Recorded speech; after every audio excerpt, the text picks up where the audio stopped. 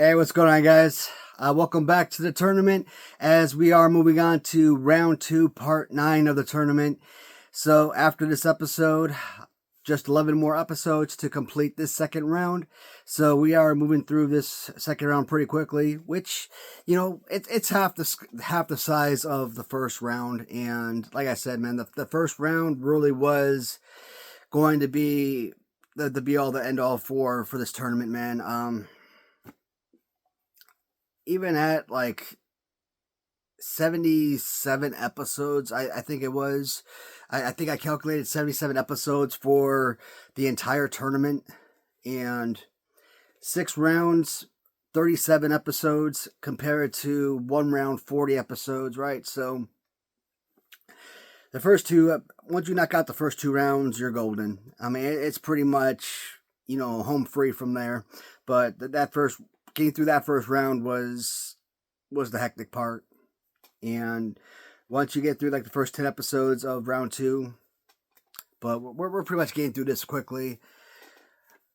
At 40 minutes per episode, may not be the easiest watching every single episode, but man, I'm enjoying these videos. And if you guys are like me and you don't mind sitting through a 40-minute episode, 45-minute episode, it's like watching a TV show, right?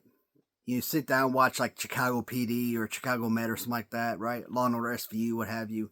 It's just like another TV viewing episode. So for me, I go back and I watch these episodes. It doesn't bother me. So maybe a lot of you guys are the same way. I did say we are on episode 2-9. So let us move on with this episode. Coming this week, guys, I am expecting some new figures from Epic Toys. I am expecting some additional figures to come from Hastel Toys. So yes, we are looking at some additional review videos coming this week. And I might have another Mark video for you guys. Probably not. We'll see how well the other videos do over time, though. How much hate I get on those videos, but nah. They're not too bad, so I don't think there'll be any hate on them. But anyways, upgraded King Kong Bundy will square off against Tito Santana prototype. So I got a couple upgraded figures right there. Next matchup is going to feature Bobby Heenan Black as he squares off against the Berserker.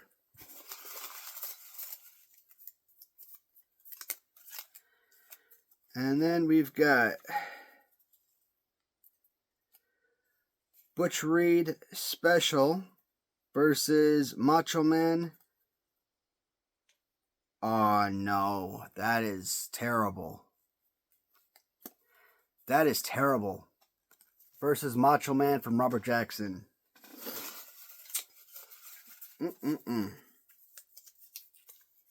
Mr. Perfect from Random Treasures will square off against Animal Black. Alright, so I will go, even though the figures are right behind me, I will go ahead and pull figures and be back shortly. Alright, so the first matchup we said was going to feature a couple of upgraded figures from Random Treasures. The Tito Santana, this was the prototype, and he was squaring off against King Kong Bundy. And we'll start off with the prototype Tito.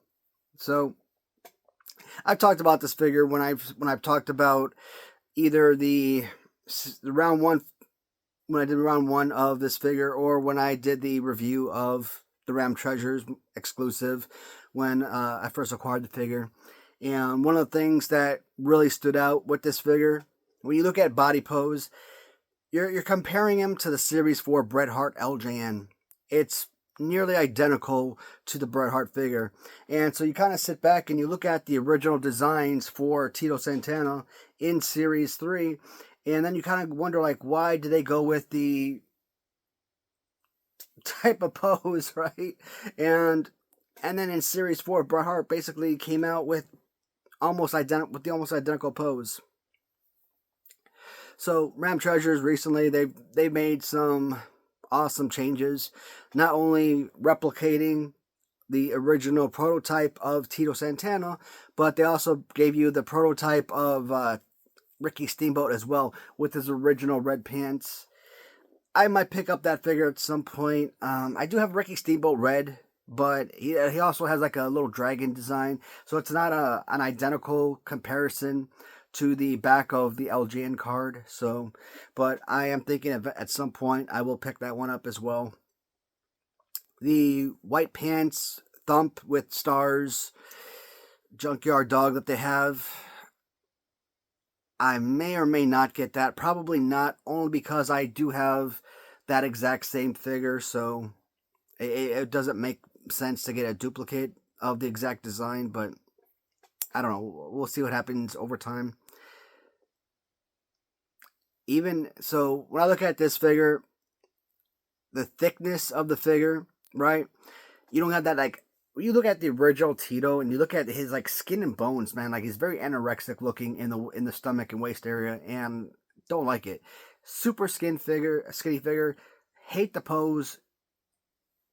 The upgraded Tito, as I call him, yes, he's a prototype, but I also feel he's a severely upgraded figure.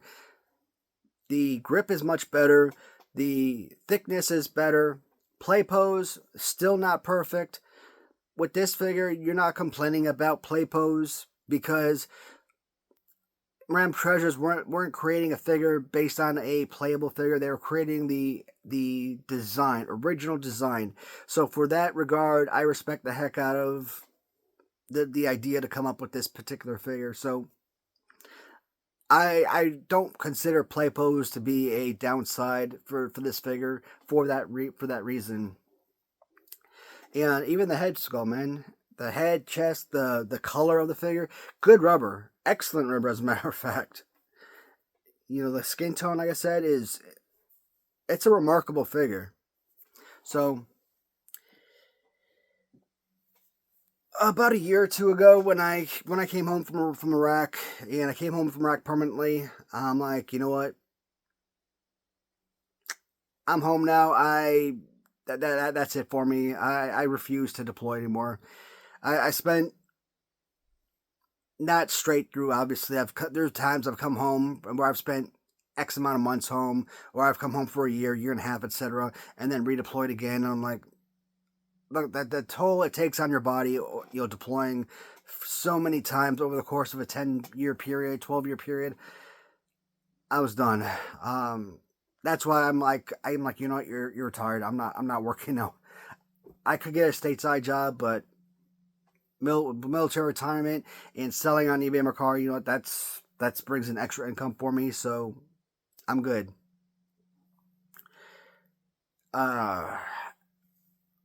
One of the ideas I pitched when I came home was to get a King Kong Bundy and a Big John stud figure sent to Eric because I wanted him to put the stud arms on a Bundy.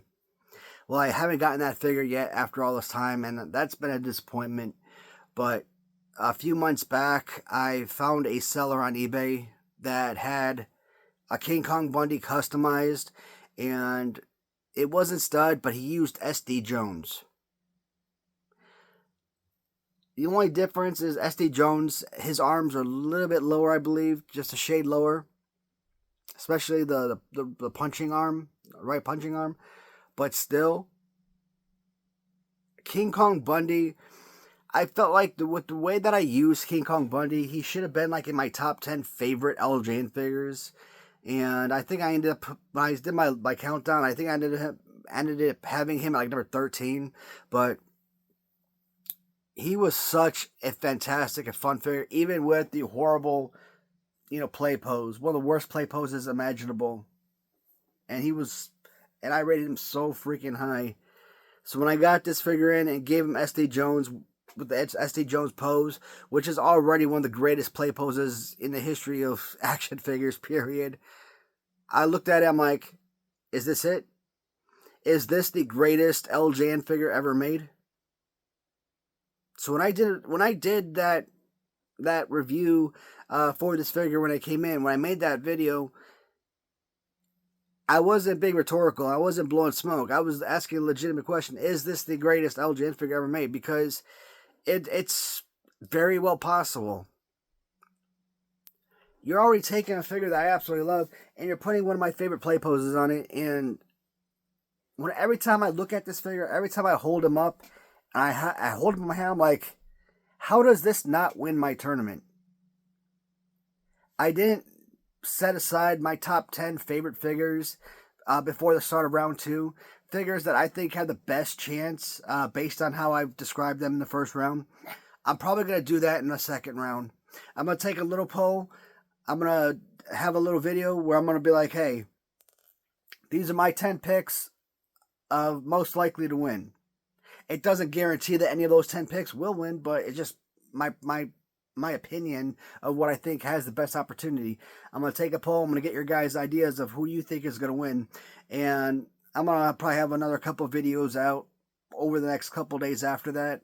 That way, give you enough time to vote before I come out with round 3, part 1, etc. This has got to be near the top. This is such an incredible piece.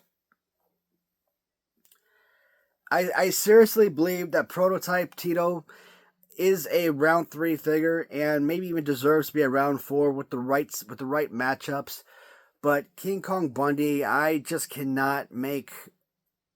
I just can't put him over. Not this figure. And technically, not even any of the original figures, not even with the arms down. I think getting to the second round for any Tito Santana figure is a good move because even Tito Santana himself, I don't want to say I've never been a fan. He just wasn't any like major superstar that I was really into. El Matador, maybe, possibly, but even then, I would probably say not really. So, King Kong Bundy, easy selection for me. Next one, also from Random Treasures, is going to feature Berserker as he squares off against Black Bobby Heenan. And Berserker. So, every time I hold up this figure, I'm like, man, I gotta. I don't know why. I keep feeling like I've already seen this figure in round 2. I don't think so. But, anyways. I don't know if I regret getting the blue. I wanted to get the blue because obviously a lot of the times when I see Random Treasure figures, I've decided to go with something different than the stock photo because everyone's getting stock photos, right? And I want to try and get something different from everyone else. That way, again, uniqueness, right? And if anyone sells that stuff in the future, you're more likely to find a brown version than a blue variant, etc. Plus, I just like the blue. Blue really it really pops. But I'm so accustomed to the brown color scheme that every time I hold this up and it's not brown, it's like, wait, what? I kind of have to do like a double take a little bit. This is such a freaking awesome piece. Just recently I did a review on the new Goldberg figure. And I look at figures from Random Treasures like the Ultimate Warrior and like Berserker and Goldberg. All figures that are very similar to that of Warlord. As you guys know, Warlord is in my top 10 of favorite LJN figures. So even though some of the arms might be positioned a little bit further out than that of Warlord, still very synonymous with that particular figure. Berserker, obviously, much taller character in real life. I don't know, what was he, like 6'7", 6'10"? I don't know, the guy was tall. I talked about seeing him on Judge Joe Brown a few weeks back. Maybe it's just the cameras, but I don't know. Maybe it's because he got older, and obviously as you age, you tend to get shorter as your bones start to deteriorate and whatnot, but he just looks so much smaller. But John Nord is a freaking legend. He's gone by so many freaking names, but most commonly, Nord the Barbarian, or simply the Barbarian in AWA or New Japan, Berserker in New Japan, Berserker in WWF. So, and of course, the whole Husk gimmick and kind of like the whole I was it not Icelander what is it called? Oh man, I'm drawing a blank. I've got the freaking like little Nordic warrior type of appearance, right? When you think about this look, you think about like Bruiser Brody, and obviously they tag team before.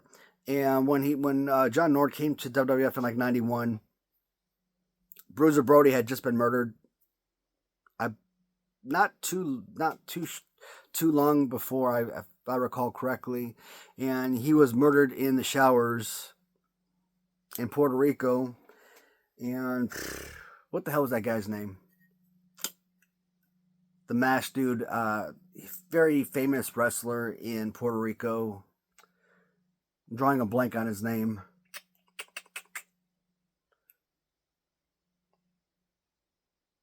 It's gonna be like something so simple like the Invader or something like that, but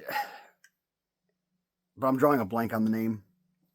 Watch it be like the Invader, but I don't think that's what it was. But anyways, yeah, they didn't get along, and because not John Nord, but Bruiser Brody, because he was and I'll talk about with the Bruiser Brody figure, but because he was becoming too popular, and because he was going to get like a stake in the company, the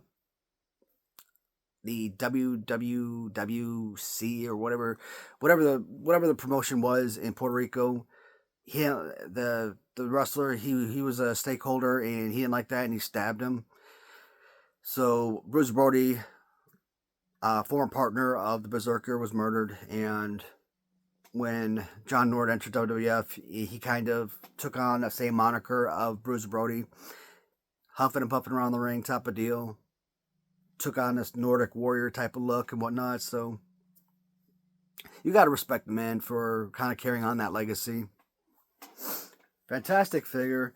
And Bobby Heenan, with this matchup, we already know there's no way possible that Bobby Heenan is going to defeat the Berserker. But I want to talk about Bobby Heenan for a couple minutes, because even though there's no way this figure wins, you can't take anything away from this figure. This is a spectacular figure. The way that they were able to kind of do this guy type of pose on this figure, right? That is absolutely insanely good. And this is probably one of my top 3, top 4 favorite Bobby Heenan figures. Such a great piece. Bobby Heenan, one of the best commentators on the mic. He was the Weasel, after all, one of the most hated managers, hated bad guys ever, but that just means that the man was absolutely brilliant and played his role to perfection. You hear him talk in real life, and he's such a freaking nice guy, such a great person. He's wrestling is, yes, it's performance, it's athletics, it's sports, right? But it's also acting. Good chunk of it is acting. He played his role to perfection. Did an amazing job. And for 10 years in WWF or what have you, the man was beat. He was ready to retire. And I think he was trying to call out like Gorilla Monsoon, because he didn't just want to retire or whatever, resign, retire, whatever. He wanted to go out with a bang type of deal. So I think it was like on Monday Night Raw. He tried to call out like Gorilla Monsoon, and the idea was for Gorilla Monsoon to kind of fire him in front of everybody. And I'm like, oh, that's awesome. Because Bobby Heenan and Gorilla Monsoon, they were always together on the mic together, so that was always a lot of fun. So when Gorilla Monsoon became like president or whatever, I thought that was a nice little concept. And of course, WCW came calling with their wad of cash, and you know what? The offer was just too good to turn down. So Bobby Heenan jumped ship to WCW. Everybody went to WCW. Seeing wrestlers in WCW was odd enough, but when you start seeing guys like, or people like Elizabeth and like Mean Gene Okerlund, WCW. That is just freaking awkward. Like, that right there was like crazy awkward to me. But Berserker will easily defeat Bobby Heenan. Next matchup. This matchup right here is a heartbreaker. And this is probably the highlight of the video. And this is what I'm talking about. Why I feel like every single video in this second round is semifinals or even finals type matchups. This is not a second round matchup. This isn't a third or a fourth round. This should be like a fifth or sixth round matchup. These guys should be in the semifinals. This Butch Reed figure is one of the newest acquisitions I've acquired. In fact, I acquired this figure very shortly before I finished off the last set of videos to close out round one. And I actually kind of put off making a few videos, few days, because when I purchased this figure, it took like a week for them to ship it out. So I won this on auction. I got it for like $60, so it was not expensive. It's, you know, rubber figure, obviously, but up here is like resin, so it's a hybrid figure. This, to me, is a real Butch Reed figure. And I say real Butch Reed because I talked about that lame Butch Reed figure that I got, that custom, which I only bought because, again, it was a very inexpensive SD Jones figure that they painted the hair blonde and slapped a few additional colors on, called it Butch Reed. And some figures you just buy just because it's a custom and you want to buy as many customs as possible. But you would think that for me, being this massive custom collector, right, that I would only go for the best of the best. And nowadays, yeah, I kind of feel like I do that. But there are some figures that I still do buy just because. And of course, the Ram Treasures, Butch Reed, Galoob 2-Up, first round elimination, sucked. That should have been a third, fourth, or fifth round figure. Hated losing that in the first round. But when you put two awesome Galoob 2-Ups against each other in the first round, you know, one has to go home, right? I don't know a lot about Butch Reed. I mean, the only matchup I could ever really remember seeing this guy in was probably the '88 Royal Rumble, where he's like the number 3 entrant, and who was it? It was Tito Santana. It was Bret Hart and it was Tito Santana were the first two entrants, and then he came in like number 3, and then he and Bret Hart teamed up against Tito, and then Jim Neidhart came in, and they all three of them Tito, and then someone else came in. Was it Jim Brunzell? I don't remember. Had to be another tag team member. I don't know if it was Jim Brunzell or was Strike Force, maybe. No, it wasn't Rick Martel. Rick Martel didn't come until later on, I don't think. And actually, Rick Martel may not have been part of that, but he wasn't long in that Royal Rumble. He was in there for like a few contestants, and then he was eliminated easily enough. And '87, I talked about the '87 Survivor Series when you had Hogan and Paul Orndorff and Bam Bam Bigelow. And you had Don Morocco.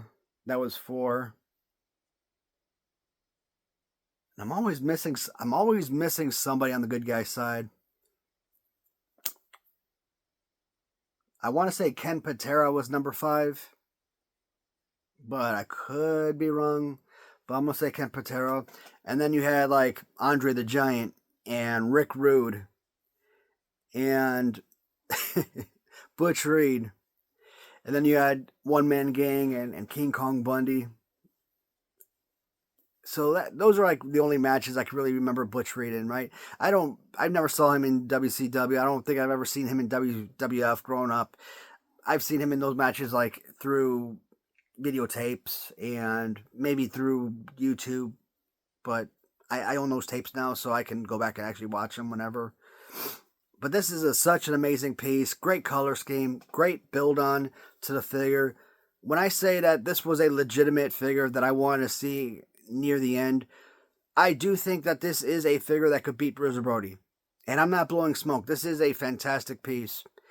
He does not have that name recognition for me, sure, but everything else, it does it for me. But Macho Man. The Series 3 LJN Macho Man is not a good figure. It's an average figure, middle of the rotation type figure. Out of 70 plus, almost 80 figures, you're probably looking at around 40th best figure, 45th best figure, 50th best, I don't know. If I laid out all the figures, he could have come in number 30 for all I know. But I'm going to say around 40, 45 best figure. The customizer that came out with this figure, all they did was swap out one arm and give you a much more playable arm. And I've said 2 arms are preferable, but as long as you have one playable wrestling arm, you can make do of it and make it a really good figure. I was kind of I know because the original design was that purple and white look, and when I sent it in, I was kind of expecting that. But when Rob decided to go with this look, I'm like, cool. Like I showed up that magazine because like that's the look he was going for, and I wasn't familiar with this look, and I'm like, you know what? It's different, it's unique, and I'm always excited for different looks. And I think that I keep calling orange, that purple and white look, I think we got something like that coming from either Hastel Toys or Zombie Sailors, or maybe both. Shoot, I don't know. All these companies make the exact same figures, so even the way the lines, the straight lines on the sunglasses, and the way that the hair is so smooth and the lines are so crisp. I mean, he's just done such a fantastic job on this figure. Now, obviously, the paint job is his work. I don't know. I don't remember who I bought the actual figure from, the custom from. So, I can't give that guy actual credit for the actual work.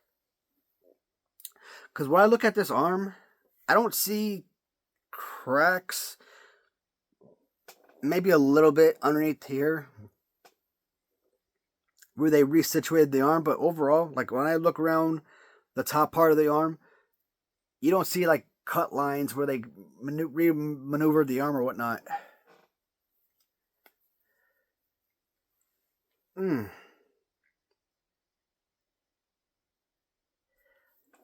honestly gotta say, I think because of history and namesake, I was gonna go with Macho Man. But I'm looking these figures over, but it's going to be really hard for me to say Macho Man on this one.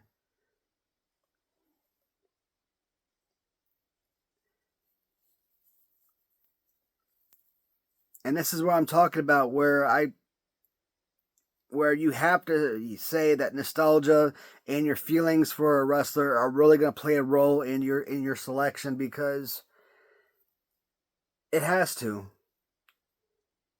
How you feel about the character in real life has to play a role in your determination, because you need that extra factor to make a choice. Otherwise, you may never be able to make a decision. I think Randy Savage fans out there that are watching these videos would want to see him push forward. And I really thought this is going to be a figure that makes it round 5, round 6. But I said the same thing about Butch Reed, right?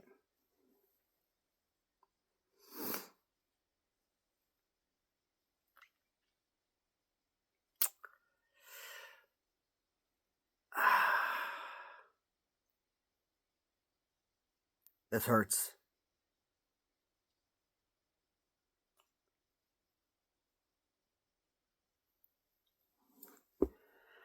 Butch Reed is moving on to round 3.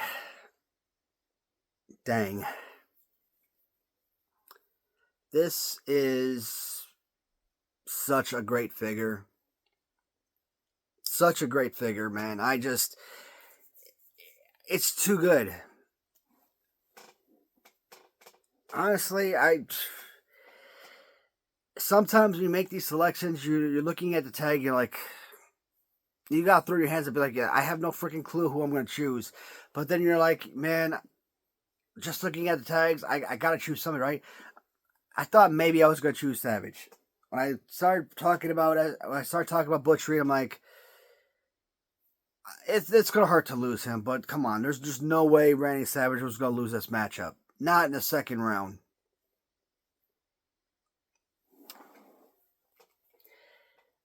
Better play pose, just more aesthetics to it.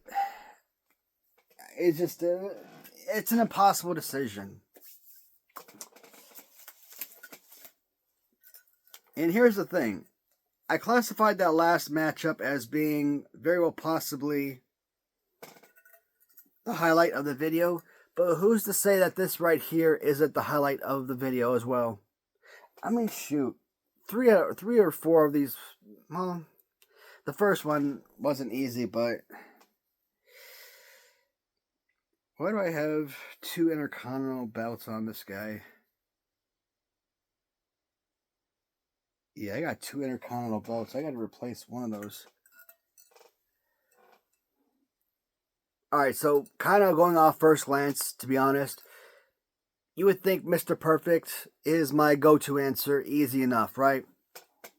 So let's discuss first and foremost.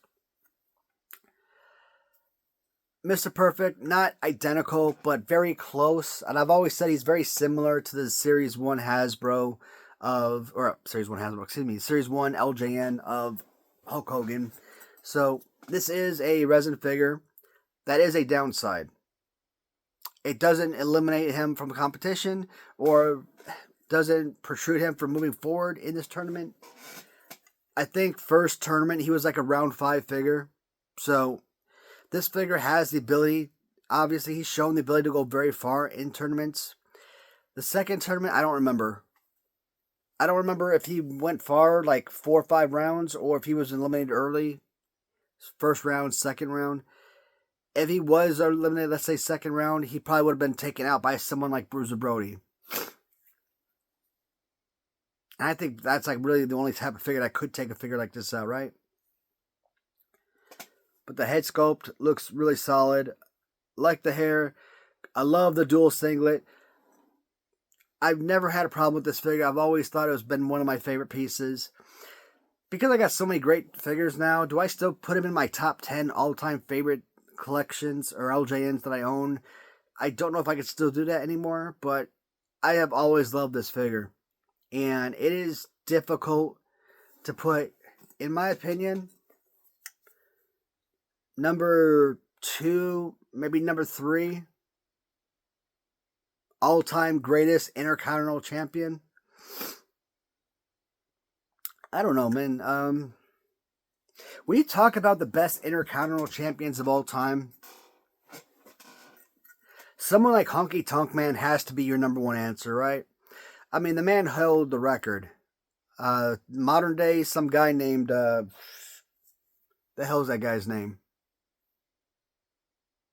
Gunther? Is that his name? Did that Gunther guy, did he break the record? I don't watch modern day wrestling, so I don't know. I think I kind of, because on your cell phone, right, you kind of scroll to the right and you get like this little news stuff, right, on your Android. And I think because I do a lot of wrestling stuff, right? Your phone listens, so to speak. So I could be talking about having a headache to my wife, and then I'll get on my phone and I'll go on AOL and I'll get a spam message saying new headache medicine. Yeah, it does that. But and I think it said that this guy has been like champion for like 13 months or something like that. So I don't know if he broke the record, but no, I don't care about modern day wrestling. I'm talking about anything pre-2000. So Honky Tonk Man's got to be up there, longest tenured Intercontinental Champion. But to me, I always said Bret Hart, because Bret Hart is a guy that I remember watching. I grew up watching. I probably would have said maybe Shawn Michaels number 2. But I would also put Bret Hart and Shawn Michaels probably in my top 5 list of greatest heavyweight champions of all time as well. Well, who do I put at 3, 4, 5? I don't remember watching Honky Tonk Man as Intercontinental Champion, so that's probably why I never rate him so high. I'd probably rate him high as being one of the best only because of his legacy. Like, I never watched Joe DiMaggio play, but I still rate him as one of the greatest baseball players of all time. Why? Because of legacy, right? I mean, who else could have a 56-game hitting streak, etc.? So, you could say guys like Texas Tornado. Well, no. Mr. Perfect? Sure. Shawn Michaels, yes. Bret Hart, of course. Honky Tonk Man, I will definitely put it up there because of talent and because of legacy and because of his longevity. And I'm trying to think like other guys. Randy Savage, absolutely. Ultimate Warrior, why not? I mean, dual champion, heck yeah. This is a tough one because this is a really good figure. And I don't know, to be honest, I can't remember how well all of the Legion of Doom figures have done. There are the red Legion of Doom figure customs that I got from a random seller. There's the 2 Legion of Doom figures I got from Treasures. And then you got the 2 black AWA era Road Warrior figures that I got from Ram Treasures as well. I don't remember how many of them actually made it to round 2. So,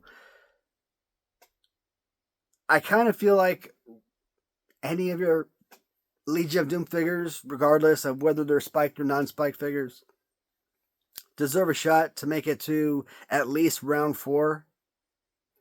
And if they were gone by a second round, I mean, that's kind of embarrassing because these are fantastic figures. One thing I do love, well, let's go with downside first. With Ram Treasures, the original Legion of Doom Red, I love the black pants because they had the little red LOD, right? And they had the little design, red design on the pants. With the AWA era, just straight jet black. So you kind of lose those graphics. So that kind of sucks. But face paint, still amazing. Same way. That doesn't change.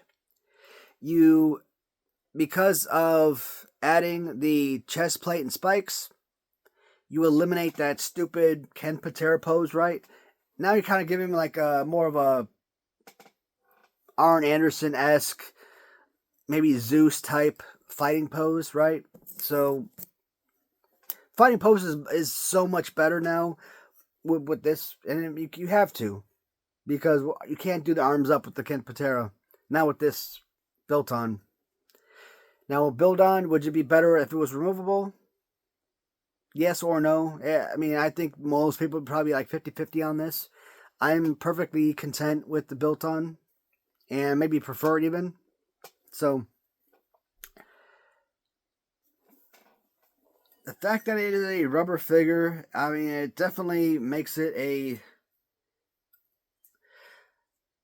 I mean, with arms up, I always say arms up is makes it a better figure. The hands down, damn. If these arms were up like the Series 1 Hogan, dare I say, I think Ram Treasures would have created the most perfect figure ever. I think with the right fighting pose, this could be it. Because this literally would be everything you're looking for. But the stupid arms down ruins it. And that's why when I think about this figure, why I only say it's round 4. Why I don't say that this figure is round 5, round 6. When I say pretty much all of my favorite figures are round 5 figures. I know not all of my favorite figures are going to make it to round 5. Most of them are going to get eliminated in second, third round. But the theory is they're fantastic. They should make it to round 5. The positioning kills it. At the end of the day, Legion of Doom Animal is arguably one of Realm Treasure's top 10 best figures. I might dislike the arms being down, but it is still a fine play pose. The overall look and aesthetics is incredible. Legion of Doom is my all-time favorite wrestling tag team. This is an amazing piece, and I could not have been more thrilled when Legion of Doom came out. And when they re-released these figures and released them with the chest plates, Ram Treasures really knocked these figures out of the park. Absolutely love what they did with the rebranded version. Again, could the plates been removable? I don't care if they are or not. It doesn't affect me one bit. So I'm sure some fans would have preferred it, but I'm okay with them being as they are. I don't know how well he did in last round. Mr. Perfect did in last round. I think he didn't do too well. Like I said, I think he was like a second round elimination, whereas the first tournament he was like a fifth rounder. So, or maybe even a sixth rounder. I think he may have actually made it to the semifinals. I could be wrong, but he was at least a fifth rounder. So this figure has done extremely well in the past, but there are certain matchups I just like so much better nowadays. And Animal, round 3, I think highly deserves it. Well, guys, that does close out round 2, part 9. As always, thank you so much for watching, and until next time, goodbye, everybody.